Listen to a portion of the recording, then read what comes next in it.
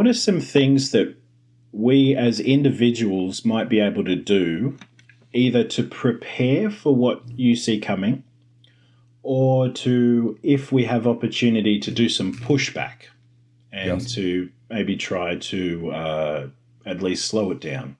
Yes. I know. I know your legal system in Australia is different than ours. There's some similarities, but it's significantly different in how it's practiced anyway. Um, One thing that's really important, if you sit down and kind of imagine to yourself what role technocracy wants you to play in society, and it is a role. It's a false role, but it's a role. Okay, you figure out what role they want you to play. I don't care what you come up with. Do not play the role that they want you to play. That's number one. You just, whatever that means. I can't say what that means to you personally or anybody else that's listening to this that might say, I'm going to think about that. Well, What do they maybe I want me to could play? maybe I could give you an example. I'm seeing a bit of a movement to get rid of democracy, get rid of the vote, and move towards a mob rule. And Yes. I'm thinking, no, do the absolute opposite.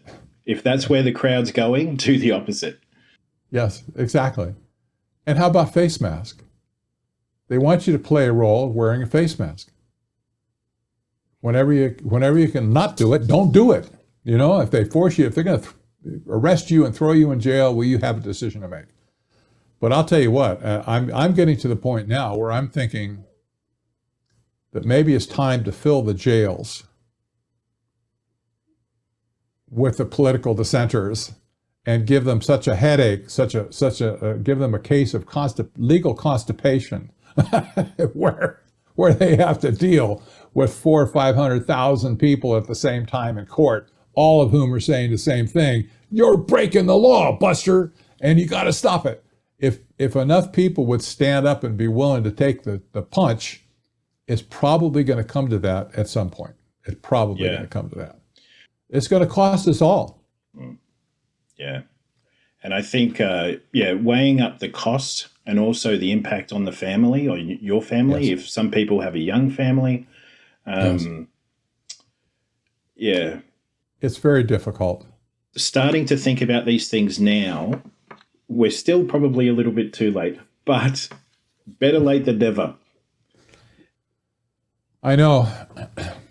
I have told many people, if you cannot make up your mind on the face mask issue, what are you going to say when they show up at your door with a needle? Yep, that's what we're going through in Australia now. Yep. Yeah, 6 months ago or 9 months ago, everybody laughed at that thought. Oh, ha, ha, ha. They're not going to show up at my door with a needle. Guess what? They're showing up at our door with a needle now. They really are. You've got healthcare workers going up and down neighborhoods and stuff like, homeless camps and low-income neighborhoods and stuff all over America, going around giving people shots right there on the spot. Knock, knock, who's there? It's the government, and we're here to help you get healthy again. Oh, Yeah. no. People want things to go back to normal. I get the feeling things are not going to go back to normal. No, forget that. Yeah, it's not going to happen. It will not happen. And I think, honestly, it's probably going to be another shoe drop this year. Yeah. And it will affect the world. It's going to be, it'll be of the same scale as the COVID panic has been, but it will be in a different area. And I believe it will involve cybersecurity. Okay. That's interesting. That's good to look out for.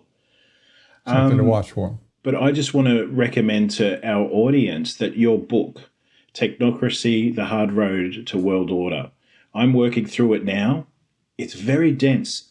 The first two chapters are really well written, and I believe that those two chapters alone are worth the price of the book because it gives you the background and names and dates and things that you can research on your own to establish the foundation of truth that this comes from, because there are threads that lead to conclusions that if you just go straight to the conclusion, people say, oh, that's a conspiracy theory. But like what you said before, if you follow these threads through, it's not conspiracy. They've been actually semi-open about it. Yes, You know, it's very clear. It's easy to pick up on these things. Yeah, yes, indeed. And I would encourage people, by the way, to in Australia to purchase the books locally. Don't try and get them from me. You will not believe what the postage now charges to get from the United States. It costs about 3 times as much as the dumb book costs in the first place. It's like, I can't do this anymore. And people like are in shock when they see the charge on their credit card. But I can't help it. That's what the government is doing. But the book is being produced in Australia. So you should be able to go to your either local bookstore or an online bookstore of your choice down there, and you probably will find all of my books, including the original Trilaterals over Washington's, Volume 1 and 2, and both books on technocracy. Yeah, sure. I'll include a link in the show notes. Patrick Wood, thank you so much for your time. I really hope that we'll be able to talk again soon. For what it's worth, even though it's a scary future, I'm glad that we're now sort of able to come together and to understand what we need to do and what's happening, because we're going to need each other during this time, aren't we? Absolutely. I fully agree with that. I get emails from all over the world. You know, it's odd that on all the traffic that comes to technocracy.news now, I created this for America, really. I mean, I'm an American, right? I started doing this, figure I'm going to get this out to America. Half of our traffic now comes from outside of America.